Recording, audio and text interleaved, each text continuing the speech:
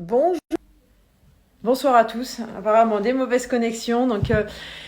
Ce soir, nous allons retrouver un champion, un athlète qui va pouvoir nous faire partager son regard, ses réflexions, ses victoires et nous proposer ses trucs, ses astuces pour, euh, pour pouvoir, je dirais, vous accompagner, nous accompagner dans cette dynamique. Alors, Benoît, je ne le vois pas. Bonjour à Nico. J'ai vu Benoît, mais je n'arrive pas. Nous invitons. Je le vois qui est arrivé, mais je ne le vois plus dans mes choses. Je vois Nico, mais je ne vois pas Benoît. Donc, si Benoît, tu pouvais te reconnecter afin que je puisse t'inviter, ça pourrait être super. Bonjour Sébastien Laurent, bonjour Ledo Maren. J'attends Benoît, bonjour Stéphanie, j'attends Benoît qui devrait se reconnecter avec nous pour pouvoir partager ses réflexions, ses partages et surtout nous faire vivre sa passion qui est le trail. Bonjour Nico.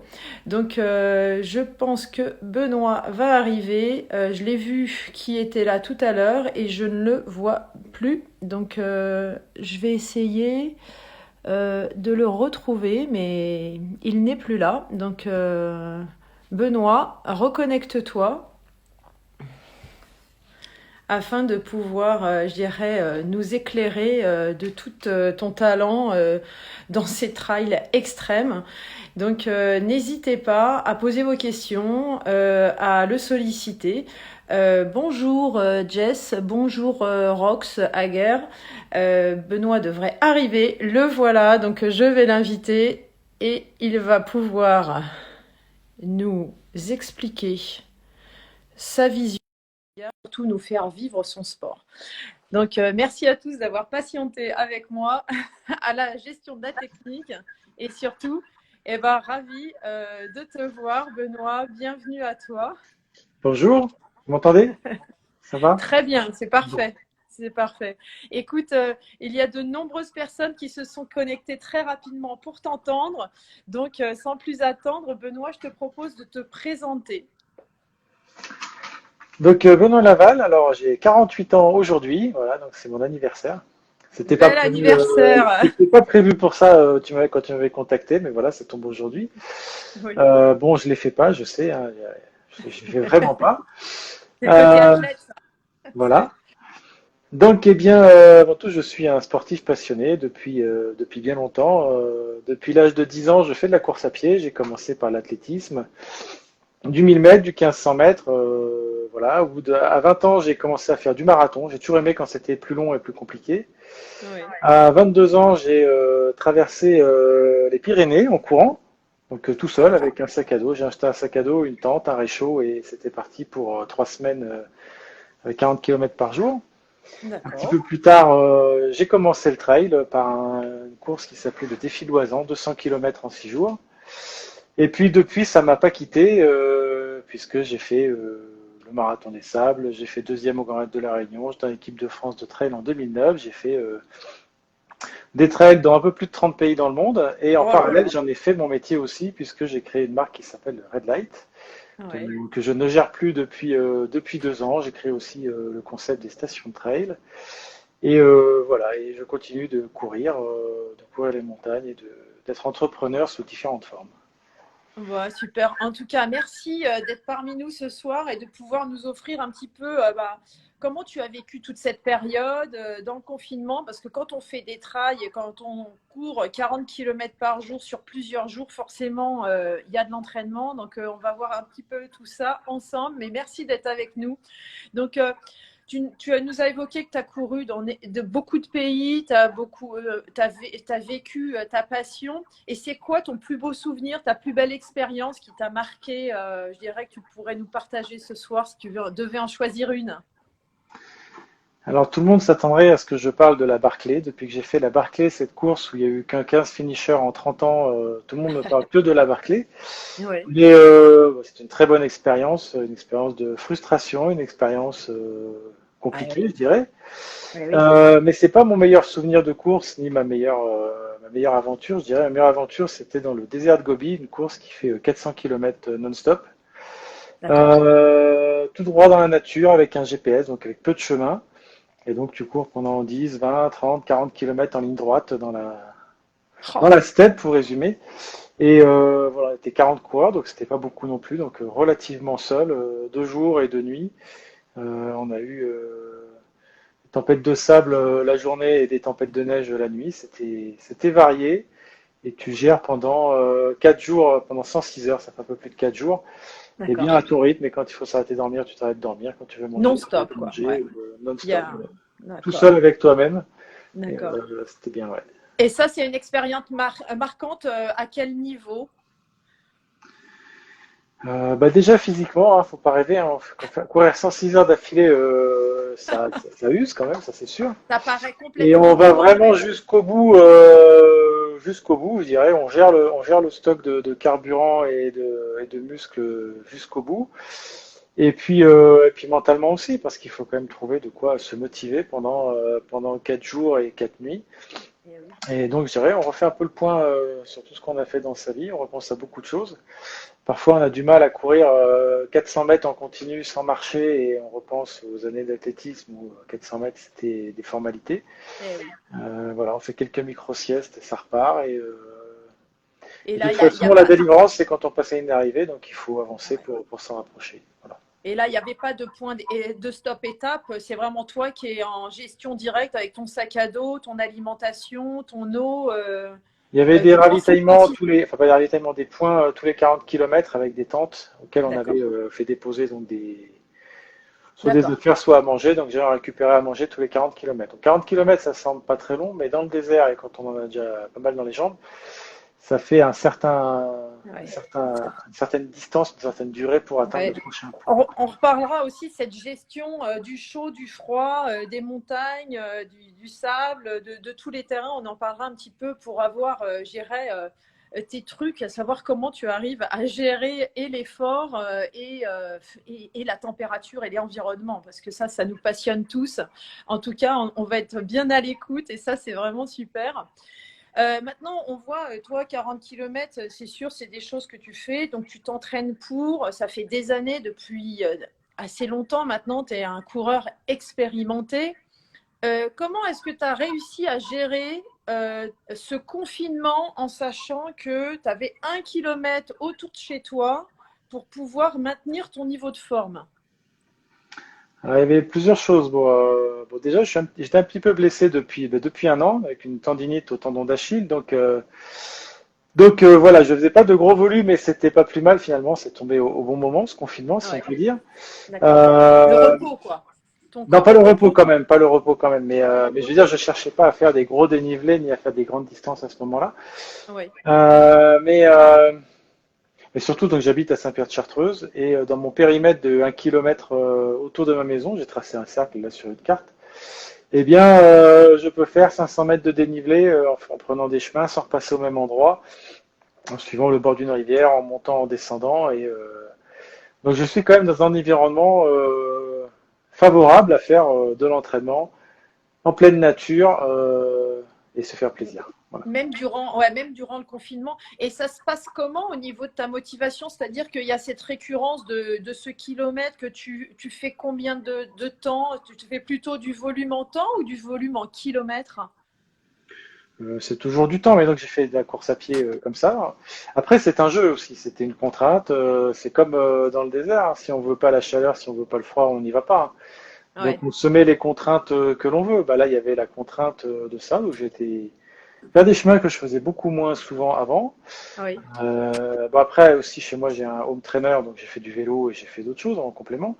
oui, Et puis en vélo, bah, avec un copain, on était limité aussi. On a respecté le kilomètre.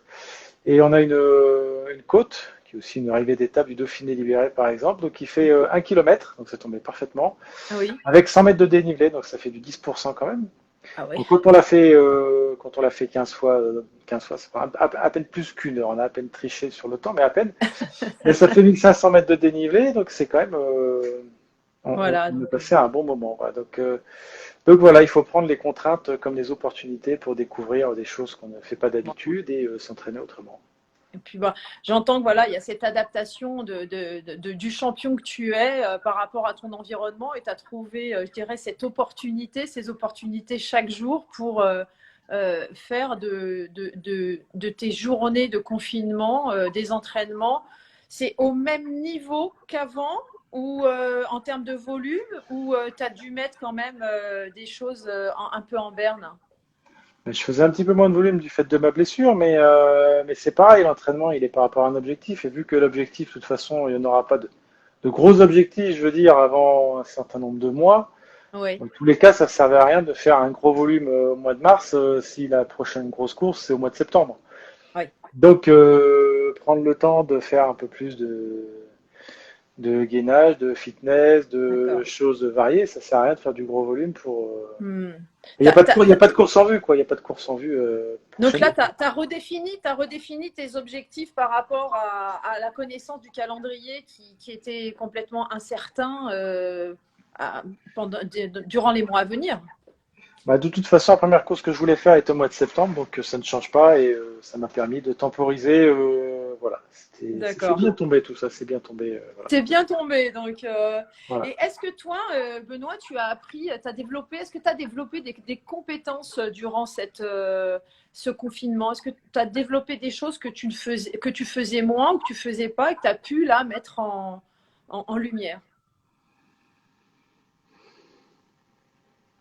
Pas sportivement, non. On peut Pas en parler sportif. professionnellement ou dans d'autres choses, mais Oui. pas sportivement, non. Ouais. Sportivement, non. Non. J'ai entretenu la machine normalement, voilà. Super. Ok.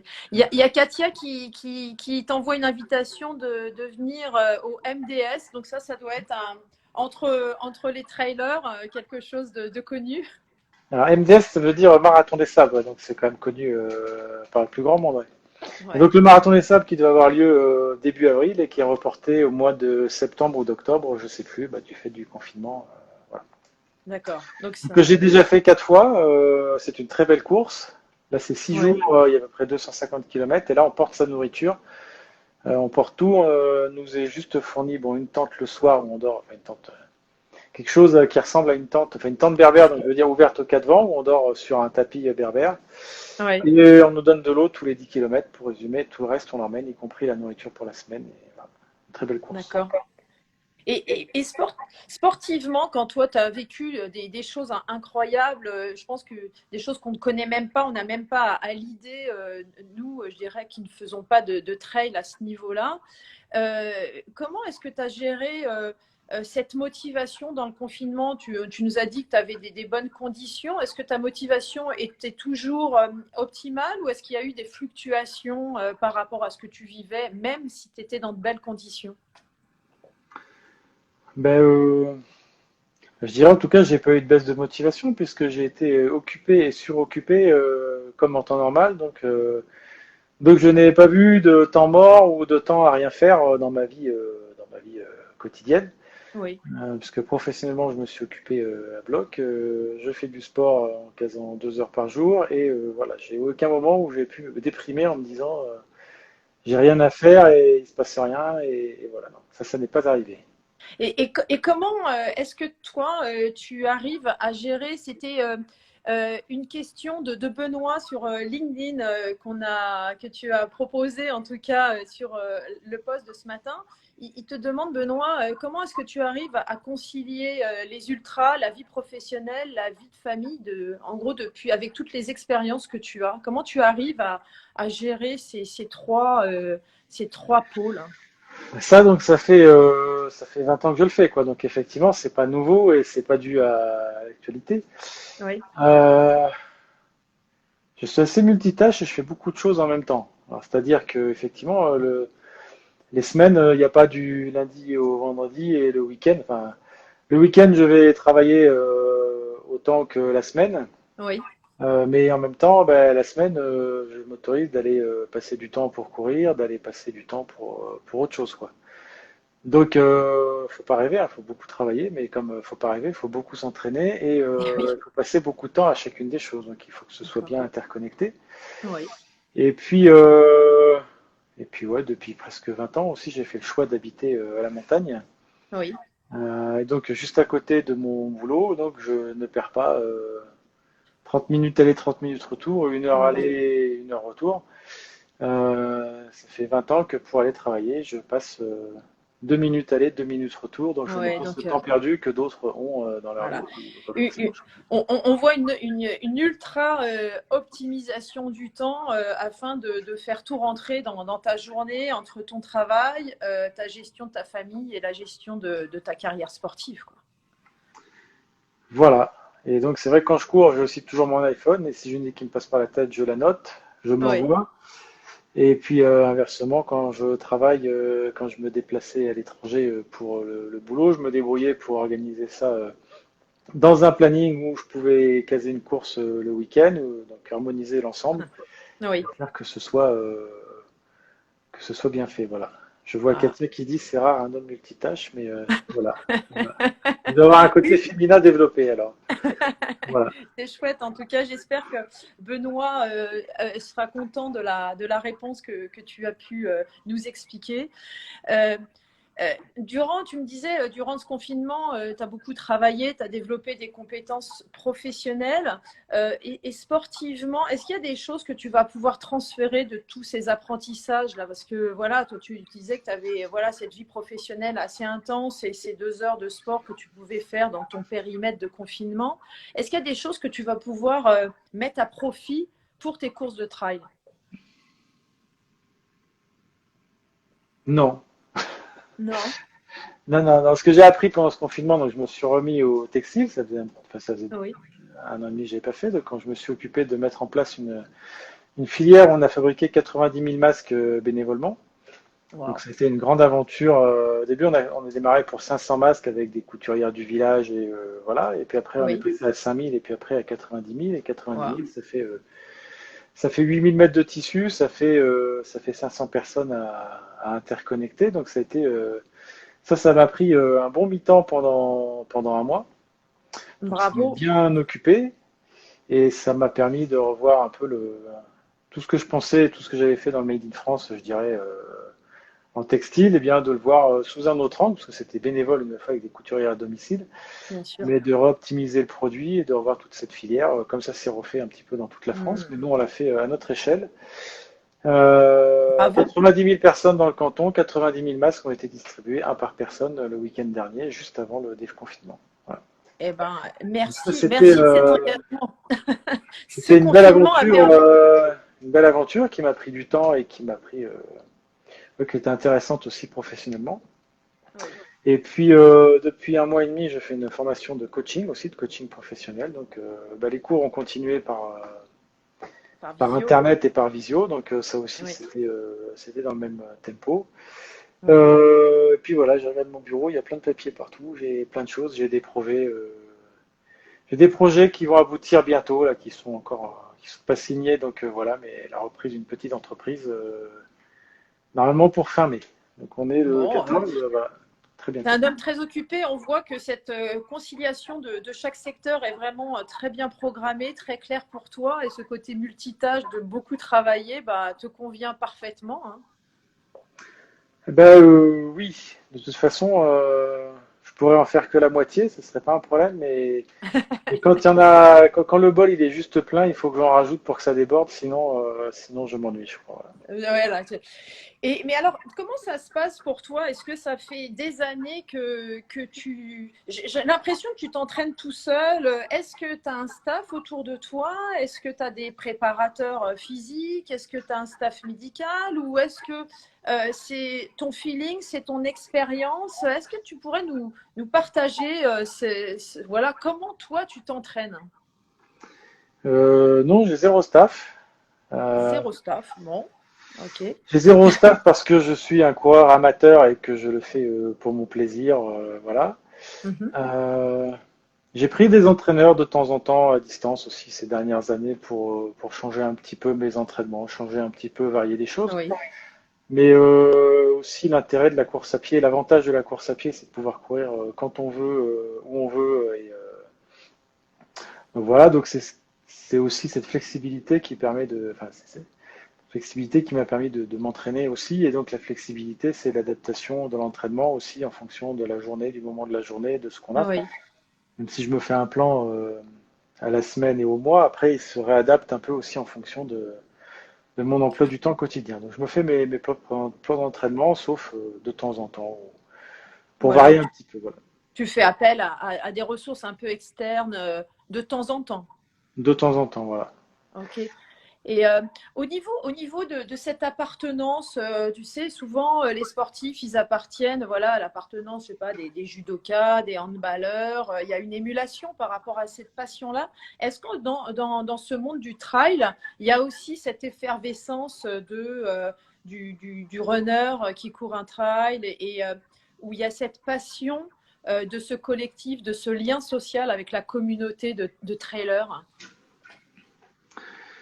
Oui, c'est sûr que sur les courses par étapes ou tout ça, il y a forcément, oui, on se connaît et on s'apprécie et voilà. Mais après, ça reste un sport solitaire où on s'entraîne quand même le plus Ouais. souvent tout seul. Mais une fois, c'est de prendre la contrainte comme une opportunité, c'est-à-dire c'est plus facile, c'est plus simple. J'ai fait le choix d'habiter à la montagne, donc c'est sûr que dans le village, il y a quelques gens qui courent, mais une fois, je vais courir. C'est difficile de donner rendez-vous quand on adapte à la journée. Des coureurs de trail s'entraînent en club, en ville, oui. Oui. Euh, donc c'est un sport plus individuel, mais après on est content de se retrouver sur les courses et bien entendu. Voilà. Et d'accord. Donc, il y a une animation quand même de cette communauté hors course, c'est-à-dire que là, pendant ce confinement, bon, tu courais autour. Est-ce qu'il y a des fois où bah, ce monde du trail, vous communiquez ensemble, comme il n'y a pas de staff, on voit que c'est vraiment cette expérience qui fait que vous vous mettez en action et pour ce monde du trail. Est-ce qu'il y a, je dirais, des liaisons pendant ce confinement entre trailers sur lesquels vous Bah, pouvez ça marche beaucoup discuter? sur les réseaux sociaux, sur Facebook, Oui, sur tout ça. Il y a ouais, des groupes de trailers s'est développé avec des d'accord. dizaines de milliers de coureurs qui racontent leur vie comme dans d'autres communautés, je veux dire, comme dans d'autres sports. Mais enfin, c'est quand même assez, je pense que c'est peut-être plus développé effectivement que, je sais pas, Oui, effectivement dans la natation par exemple, ou dans d'autres sports où vous vous retrouvez directement. Là, on est tous connectés à distance dans nos bois, dans nos montagnes, dans nos forêts. voilà. Et Et ça se passe plus par Internet. est-ce que vous, dans ce confinement, il y a beaucoup de sports qui nous évoquaient qu'il y avait des challenges qui étaient réalisés, que ce soit dans les courses d'obstacles ou que ce soit en judo ou en préparation physique. Est-ce que vous, il y avait des challenges, je sais pas, les kilomètres, Ah oui, est-ce qu'il y moi j'ai avait, pas participé vu que j'étais pas, voilà, t'étais occupé professionnellement? c'était pas mon truc de faire Ouais, 50 km ou 100 km juste pour le fun. ouais, Mais si, il y avait des challenges. Il y en a un paquet qui ont fait des courses, des propres courses de plus de 100 km autour de leur jardin ou tout ça, et qui se donnaient rendez-vous tous les matins. D'ailleurs, ils avaient une double page dans l'équipe début de semaine, je crois, où ils oui, ont parlé d'eux. Euh, oui, mais une nouvelle fois, moi en entraînement, enfin, c'était pas ouais. ma façon de m'entraîner. C'était pas faire un objectif Pour faire des challenges, c'est pas ton pour truc, faire des quoi. challenges. Ouais, Non, enfin voilà, mais ok. je suis pas drogué au point de devoir faire 50 km ou 100 km par jour juste pour Ouais, consommer voilà. de l'énergie. Je veux dire, je Ce m'entraîne à côté, garder mon énergie pour plus tard, ce sera très bien. ouais, Euh, voilà. ouais. Ce Après, côté challenge, tu le mets en place quand tu es sur le trail et quand vous êtes sur la course avec les concurrents, quoi. ouais, ouais, ouais. Ouais. Mais une nouvelle fois, les objectifs sont lointains, Voilà, ouais. Donc il n'y avait pas nécessité aujourd'hui. En tout cas, il y a Philippe qui nous dit que ça lui donne envie de se mettre au travail. Donc ouais, tu vois, ça inspire. exactement. Tu es un homme inspirant en tout cas. Euh, Dis-moi, Benoît, voilà, tu es quelqu'un qui a des réserves incroyables mentalement, au niveau, je dirais, de la puissance et de cette récurrence de temps, de faire tant de kilomètres tous les jours, en tout cas sur 6 jours, quand tu nous parlais de ton expérience dans le désert de Gobi.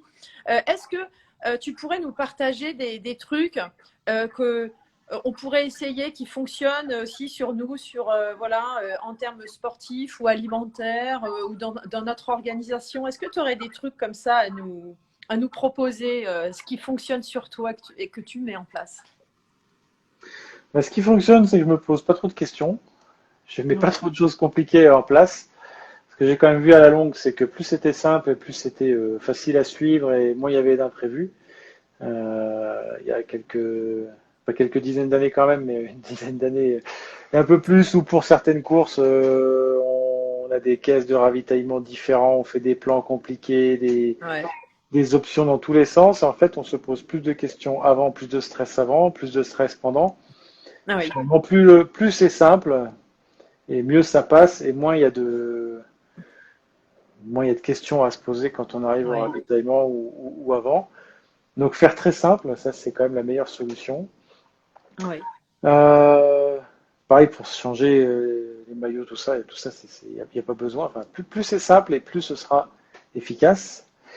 Euh, et puis après, pendant l'effort, pendant tous ces longs efforts, ou même dans la vie, moi j'aime bien les micro-siestes. Et D'accord. même dans la journée de travail, je peux faire une micro-sieste de 3 minutes ou 6 minutes.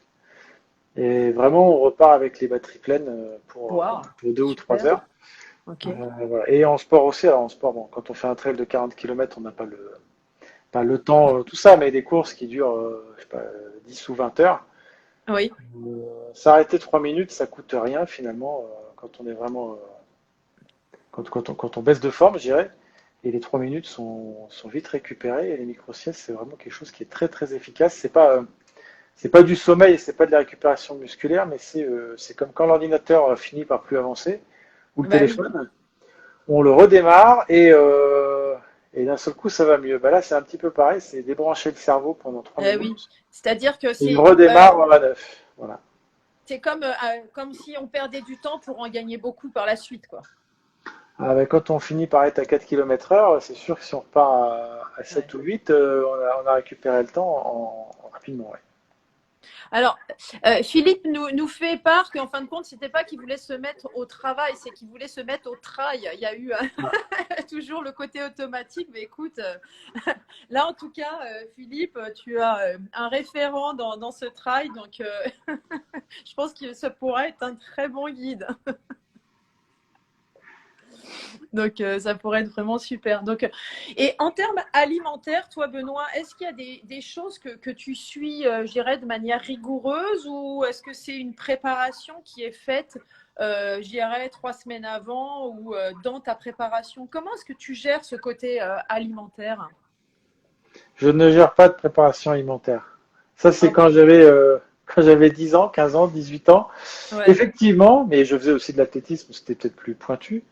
ouais. Mais en trail ou en ultra trail, de toute façon, on va consommer tellement de calories que même si on en prend 2% de plus, c'est pas ça qui va permettre d'aller jusqu'au bout. Donc c'est se compliquer la vie pour pas grand-chose.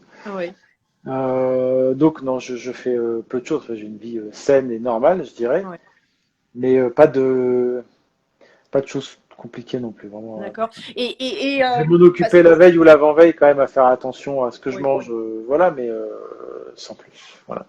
Parce que pour toi, ça peut vouloir avoir quelque chose de très simple, de dire saine, j'ai une nourriture saine, et voilà, mais ça veut dire quoi? Ça veut dire que c'est des choses qui sont variées, où tu mets, je dirais, plus de protéines, plus de glucides, ou c'est Mais vraiment, tu non, fais mais je me juste pose pas ces plaisir? questions. Je me Ah pose ouais, pas ouais, ces c'est questions. Je juste du mange plaisir, quoi. normalement comme quelqu'un de normal. Je me pose pas de questions. Est-ce que c'est plus de glucides ou plus de protéines? Ah ouais, Je mange de la viande, je mange de tout.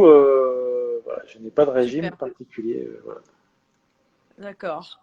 Voilà. Je crois que donc bon bah merci et donc pas de choses alimentaires et comment est-ce que tu pourrais nous partager des choses sur le fait de prendre soin de son corps et de son esprit? Est-ce que tu as quelque chose qui fonctionne sur toi parce que voilà c'est une grande référence dans le monde de l'ultra trail donc peut-être qu'il y a des recettes magiques que tu peux nous dévoiler qui fonctionnent. Bah, c'est compliqué comme question, mais Non, mais peut-être justement la simplicité et de pas me poser trop de questions dans tout ça et de consommer Ouais. ce que je veux quand je veux, de ne pas être esclave de l'entraînement ou de tout ça et de savoir combiner les choses avec plaisir, je dirais. Hmm. Et voilà, je pense que la complexité apporte du stress et le stress n'apporte pas de la performance, que ce soit Bah oui. professionnel ou Donc, personnel. voilà, la simplicité, pas trop se poser de questions, et puis le plaisir et la passion à courir, quoi. Tout simplement. Voilà, la passion à vivre tout simplement, parce qu'il n'y a pas que courir, mais Passion la à vivre. passion. Ok. Bon, Voilà. Être super. bien occupé, c'est une bonne maladie d'être bien occupé. Justement, on n'a pas le temps de tergiverser à trop de choses. Voilà. Donc, on voit, toi, que tu es un professionnel, hein, un professionnel et un amateur dans ce sport, euh, dans le sens où il y a pas de professionnalisation. Donc, tu t'occupes tout seul de tes entraînements, de tes inscriptions. Là, il y a un calendrier, je dirais, international qui est comment? Il est un peu en berne. On a entendu peut-être le mois de septembre. Est-ce qu'il y a des choses qui sont avec certitude pour pouvoir caler votre programmation ou est-ce que ça, on ne sait pas trop, il y a encore un rythme à caler par rapport au calendrier des ultras. Alors, c'est un peu compliqué comme question. Alors, déjà, ce qui est à peu près sûr, c'est qu'il n'y aura pas de course avant fin septembre, avant début septembre, pardon. Avant fin D'accord. août. La grande question, c'est est-ce que le fameux UTMB, le Tour du Mont Blanc, aura lieu fin août ou pas? Pour l'instant, ils n'ont pas annulé, donc il reste le point d'interrogation, mais voilà, il n'y aura pas de course avant fin août. Oui, Après, il n'y a pas de calendrier vraiment national ou international comme on peut le trouver dans d'autres sports. Il y a tellement de courses de tous les niveaux, dans tous les pays, que chacun fait les courses qu'il souhaite. Je veux dire, il n'y a pas un calendrier où tout le oui. monde fait les courses à la suite, les unes des autres. Mhm. Voilà. Donc le jour où les courses vont réouvrir, il n'y aura que le choix de l'embarras parmi des centaines de courses. Voilà. D'accord. Et toi, tu as une course que tu as envie de faire là pour la reprise. Ça va être plutôt quel format que tu as envie de reprendre? J'aimerais bien retourner faire la Barclay Flow Classic, donc aux Oui, États-Unis, qui est fin septembre. d'accord. Donc une course pour s'imaginer la moitié est dans les ronces, des ronces de 2 mètres de haut, avec des pentes, je sais pas, à 30 degrés dans la terre et dans la boue. Voilà, donc c'est un peu comme une course à obstacles, mais qui fait 60 km pour résumer, un truc de fou. Naturel, quoi. C'est des obstacles naturels. Voilà, organisé par l'organisateur de la Barclay, Laz. Oui. Donc j'avais gagné cette course il y a 2 ans et ça me dirait bien d'y retourner parce que c'est vraiment une course très atypique, très particulière. Donc Ok. j'aimerais bien être en forme pour celle-là et Pour puis celle-ci. après non, après je sais pas. Je mets pas trop de plans tant qu'on sait pas bien où on va là. Mais Où est-ce que tu vas? D'accord. Il y a Zenia qui pose une question en disant, ben voilà, pourquoi tu fais ce sport? Dans quel but tu fais ces ultras? Qu'est-ce qui te fait vibrer dans ce sport? ce qui m'intéresse dedans déjà, c'est quand même de voir du paysage, de Ouais. voir alors la nature. C'est pas pour voir les arbres et les animaux forcément, c'est pour voir plus des paysages, des montagnes, des forêts, des plaines. Des beaux paysages donc le trail fait voyager en France, le trail peut faire voyager aussi à Ouais. l'étranger. Ok. De courir sur la Grande Muraille de Chine, de courir au Japon, dans le désert de Gobi, dans le Grand Canyon ou au Costa Rica, c'est un double intérêt à la fois de faire du sport et à la fois de voir du paysage et voyager. Mhm. Donc je pense que c'est un des premiers moteurs. Si c'était pour faire des 10 km sur route ou des semi-marathons en permanence, j'aurais Ouais. arrêté depuis longtemps. Ouais. Euh, Et puis après, bah, ça donne quand même une forme physique appréciable Eh oui. voilà, toute l'année. Euh, ouais, non, c'est une activité saine qui permet de courir en forêt, de courir en nature.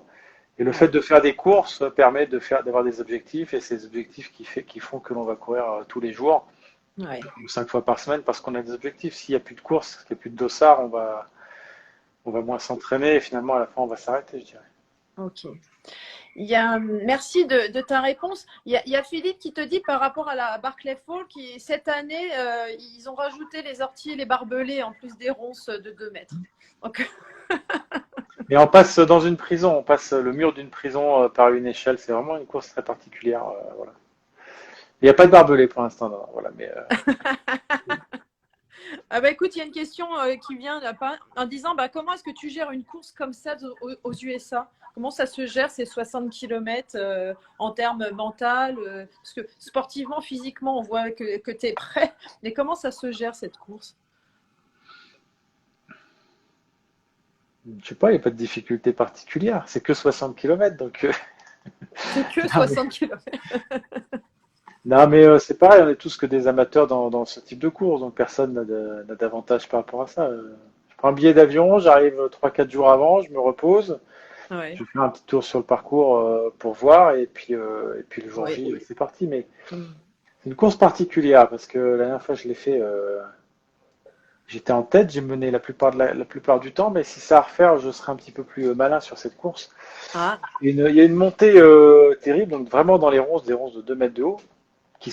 où il n'y a pas de chemin ouvert. Et donc là, d'être le premier à faire la trace, c'était pas une bonne idée du tout. Ah oui. Des coureurs qui avaient, ça fait 4 km, et des coureurs qui avaient 40 minutes de retard en bas de la côte m'avaient rattrapé en haut. Ah là là. Donc j'ai perdu un temps infini de Ouais. l'énergie. Voilà, donc je pense que la prochaine fois, je partirai plus tranquille et j'en laisserai une dizaine faire la trace devant. Et il y a deux courses. Il y a jusqu'en haut de cet endroit, et après une autre course qui redémarre quand tout le monde a passé les ronces. Voilà. Super. Une petite question avant celle de Philippe. Il y a Katia, je crois, qui demande est-ce que le talon d'Achille sera OK pour la BFC? Alors, BFC, ce serait bien que tu nous dises ce que c'est parce que. C'est Barclay Full Classic, justement. D'accord. Ah bah alors voilà. Alors, la Barclay Full Classic. Ben, j'espère. C'était soigné. J'ai refait un entraînement un peu dur il y a 18 jours et je me suis un petit peu refait mal, donc ça m'a un peu inquiété. Mais bon, ça va. Là, tous les jours, ça redescend. D'accord. Bon, il y a quand même le temps. Il y a encore mai, juin, juillet, août. Septembre, ouais. Donc, Ouais, presque 5 mois, donc quand même, ouais. donc Sinon, mais la tu es. tendinite du talon d'Achille est vraiment en recul. Elle est en train de finir de se soigner, c'est une certitude. Voilà. Ouais. Ouais, un peu, il y a Philippe qui est complètement en lien parce qu'on arrive. Donc, non, Philippe, il n'est pas arrivé trop tard pour cette question. Euh, voilà. Est-ce que toi, Benoît, tu pratiques la préparation mentale? Alors oui et non. Je dirais non parce que j'ai pas de protocole particulier, de méthode particulière, de choses comme ça. Mais oui, certainement, intuitivement, lors de mes entraînements, en me projetant dans la course, aussi sur le trail, j'aime bien préparer les courses en regardant la carte, en étudiant la carte en regardant, en retraçant le parcours, Mhm. en imaginant quelle va être les montées, les descentes, le type de terrain à partir de la Ouais. carte, à partir de tout ça. Mhm. Mais voilà, c'est pas construit et c'est pas, il n'y a pas une méthode Oui, tu n'as réfléchie. pas Mais un je suis sûr que préparateur mental. T'as depuis pas le temps, je le fais Ouais. intuitivement, voilà. Intuitivement, ouais. Tu n'as pas un préparateur mental sur lesquels tu travailles sur des séances pour des séquences bien précises. Maintenant, c'est vrai qu'aujourd'hui, avec toute l'expérience que tu peux avoir accumulée, il doit y avoir des rituels que tu as mis en place, et puis, mais pas plus, quoi. Non, pas plus. Et surtout dans les courses un peu plus particulières que je fais maintenant, comme la Barclay Full Classic ou des Ouais. courses comme les 400 km, Mhm. c'est difficile de prévoir des choses ou de prévoir des réponses à l'avance. Et la meilleure des réponses, c'est d'être flexible et de savoir Mhm. s'adapter Eh oui. parce que les imprévus sont nombreux et c'est difficile de vouloir enfin de vouloir prévoir. Il faut au contraire être flexible. Voilà. D'accord. Et est-ce que tu penses, toi, parce que je dirais, je pense que pour la plupart d'entre nous, alors peut-être que je fais déjà généralité, mais est-ce que déjà courir 60 km, ça, moi, quoi, personnellement, ça me paraît complètement, je dirais, un maximum déjà, pas un minimum. Est-ce que tu penses que sur ces courses où tu fais 60, 100, 400 km ou des courses sur 6 jours, est-ce que tu sens qu'il y a des moments, tu penses qu'il y a des moments d'absence hein, quand tu cours ou pas du tout? Ou est-ce que tu es toujours en présence et en conscience de ton corps, de tes gestes, de ta respiration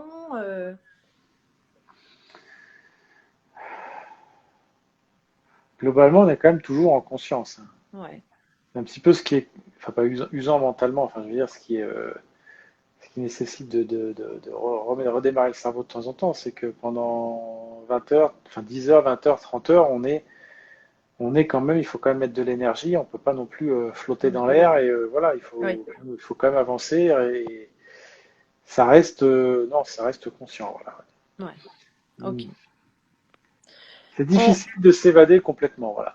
C'est difficile de Ok. s'évader. Peut-être ça marchait mieux sur marathon, des choses comme ça, plus courtes, où effectivement on Oui. peut se mettre dans un rythme et ne regarder qu'un point, je dirais, sur le maillot de celui qui est devant soi ou Ouais. et voilà, mais pas forcément dans l'endurance, dans le moins. Ok. Tu as une double question. Est-ce que tu cours tous les jours? Est-ce que tu fais d'autres activités sportives?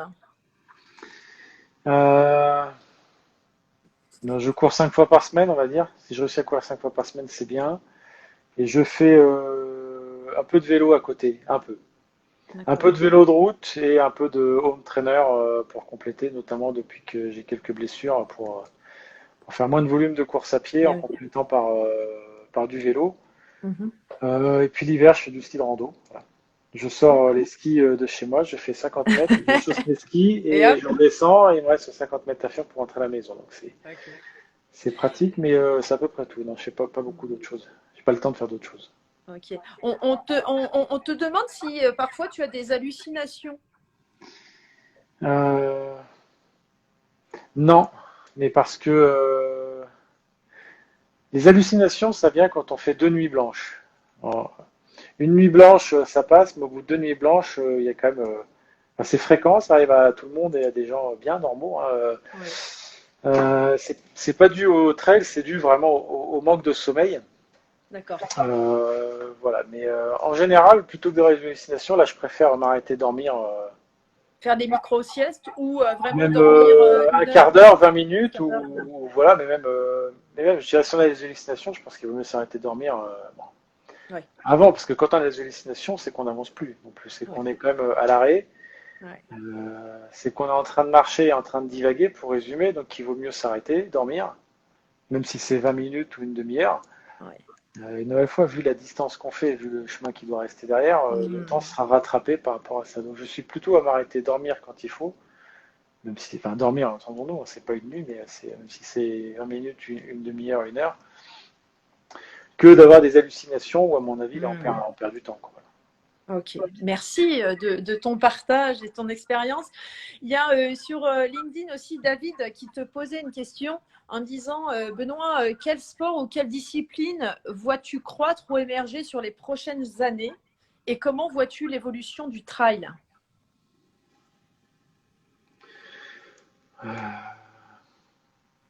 Bah, le trail, il est lancé, je dirais. Ce qui est en train de voir évoluer, c'est peut-être des courses atypiques comme celles que j'organise ou celles que je fais un petit peu maintenant, Oui. plus confidentielles, plus sauvages, Mhm. euh, Que tu organises en plus Chartreuse, hein, c'est naturelles. ça, hein? Ouais, Oui. comme la Chartreuse Terminal ou alors d'autres. Mhm. C'est pas un rejet des autres courses, enfin, c'est quelque chose c'est un peu à balancier, effectivement. Il y a plus de grandes courses qui deviennent avec des milliers ou des dizaines de milliers de coureurs. Ouais. Et à côté de ça, des moments où on a envie de faire des courses en étant beaucoup plus seul dans la forêt. Et au lieu qu'il y ait du balisage et des ravitaillements tous les 10 km, qu'il n'y ait pas de balisage et pas de ravitaillement. Et c'est quand même c'est un contrepoids, voilà. Ça n'empêche pas que les mêmes coureurs fassent les deux choses, hein. C'est pas ceux qui font l'un et ceux qui font l'autre. Oui. Mais voilà, dans le même registre aussi, je pense qu'il y a pas mal de courses avec des distances plus grandes qui sont en train de se créer et de se lancer depuis un certain temps, hein. Aujourd'hui, faire une course de 160 km comme le Tour du Mont Blanc ou le Grand Raid de la Réunion, Oui. c'est devenu classique, quoi. C'est devenu le truc. Bon, on l'a fait Ouais. une fois, 2 fois, 10 fois. On est des dizaines de milliers à l'avoir fait. C'est une base. C'est une base, quoi. Voilà. Ok, Donc, eh bien, les sans. courses qui font le double, eh bien, ça intéresse ces gens qui deviennent un petit peu entre guillemets pas blasés, mais Ouais. qui ont envie de voir autre chose, quoi. Et donc, il y a Il y a le Tour des Géants qui fait le double de l'UTMB, qui fait 360 km. Aux Canaries, ils en ont lancé une aussi. Bon, la Chartreuse Terminorum, c'est pareil, ça fait 300 km. Et Ah, c'est un peu l'étape d'après. Et vu que beaucoup de gens ont fait l'étape numéro un de faire ces courses de 160, ils oui. veulent voir autre chose. Voilà, autre C'est chose. du challenge. C'est toujours pour de la surenchère ou c'est vraiment du challenge physique et toujours en partage avec la communauté? C'est du challenge intellectuel aussi, enfin Ouais. mental, je veux dire. Mm. Voilà, c'est de voir d'autres choses. C'est de voir d'autres choses. Ok. De se découvrir soi-même autrement. Voilà. Alors, il y a Sylvain qui te demande, est-ce que tu as déjà participé à des courses à obstacles, style Spartan Race Ultra? Alors j'en ai fait une dans ma vie, voilà, qui était une petite course à obstacles dans la région, voilà, et j'ai vu toute la difficulté, toute la Ouais, technicité, je dirais, voilà. ouais. Je m'en étais pas mal sorti, mais c'est aussi un sport très technique et quand on n'a jamais fait, sur chaque obstacle où tu arrives, tu Ouais, comprends pas c'est comment il faut l'aborder et comment il faut faire, et donc tu butes à chaque fois, donc tu perds du temps. Tu ouais, rattrapes en course à pied un petit peu, mais bon, ça marche sur 5-10 obstacles, et puis après, ceux qui savent faire ouais. finissent par prendre le large naturellement, quoi. Eh ben oui, oui, oui, Mais on est. c'est sympa, mais ça, c'est quelque chose qui se prépare. C'est quelque chose qui se prépare si on veut être performant. Il y a beaucoup de techniques, ça a l'air comme ça sans connaître. C'est pas bourrin, mais ça a l'air un peu. Enfin, voilà, mais en fait, c'est très Ouais, c'est technique. beaucoup de technique et beaucoup de préparation, c'est sûr. C'est voilà, ça mélange de trail aussi quand on est sur le côté montagne et c'est un mélange aussi de technicité parce que là, les obstacles sont pas du tout naturels, quoi. Non, non, mais c'est intéressant comme sport, ouais, c'est intéressant. Ouais. Ok. Il y a quelqu'un qui demandait ta plus belle course. Tout à l'heure, tu nous as partagé ta belle expérience dans le désert de Gobi. Est-ce que tu aurais une autre expérience à partager que tu qualifierais de belle, d'une belle course? Bah après, je dirais alors la plus belle course, pour moi, la plus belle course du monde, c'est le Grand Raid de la Réunion. D'accord. Donc, ça s'appelle la Diagonale des Fous, là, qui fait 160 km. Donc voilà, un petit format classique, hein, sauf Un que petit format classique, hein, à voilà. bien noter. Sauf qu'il faut traverser l'île de la Réunion et qu'il y a 11 000 mètres de dénivelé et des chemins très techniques, très pentus. Oui. Et pour moi, c'est la plus belle course parce que déjà il y a 2 ou 3 000 coureurs sur le grand format et il y a 3-4 courses, donc en tout, il y a plus de 10 000 coureurs. C'est des paysages très variés tout au fil de la course. Et puis, il y a une très très grosse ambiance pour les Réunionnais. C'est comme s'il y avait le Tour de France chaque année qui passe là. Wow. Donc, c'est l'Alpe d'Huez dans chaque col et dans chaque montagne. Ouais. Et par Et il moment, y il a, n'y a personne et d'un seul coup, on retombe dans cette effervescence-là. ouais. Donc, c'est vraiment une très très belle course Et il y a une belle qui allie, émulation. qui allie l'émulation entre les coureurs, un très beau parcours, une difficulté technique et une ambiance extraordinaire. Voilà. Super. Merci. Et on arrive bientôt à la fin du live. On a vraiment envie de t'écouter parler de toute ton expérience et de la passion qui t'anime avec ces ultras et de ces courses basiques de 160 km. Hein. Euh, Est-ce que toi, Benoît, tu as un athlète ou une personnalité qui t'inspire, hein, qui t'inspire simplement pour pouvoir toujours te challenger plus haut? Qu'est-ce que j'avais dit? Non, j'avais pris des notes sur les questions, mais je regarde ce que. Non, non, pas vraiment. Je grappille un peu à droite à gauche de chacun, mais non, j'ai pas de grands trucs à suivre, quoi. Voilà. Ouais. Je m'inspire d'un Non. petit peu tout le monde Ouais. et Super. je trace ma propre voie, voilà. Super. Bah, très bien. Bah, écoute, merci. Il y a Philippe qui nous fait un petit partage, donc je vous invite à lire son partage par rapport aussi à certaines courses et expériences. On arrive à la fin. Euh, Quel est le message, toi, que tu souhaiterais partager ce soir avec ceux qui nous écoutent, ceux qui vont regarder le replay? Ce serait quoi le message que tu aurais envie de partager, un message sportif et un message voilà, qui t'anime? Eh bien, je sais pas, dans la conjoncture actuelle, c'est de rester optimiste. Ouais.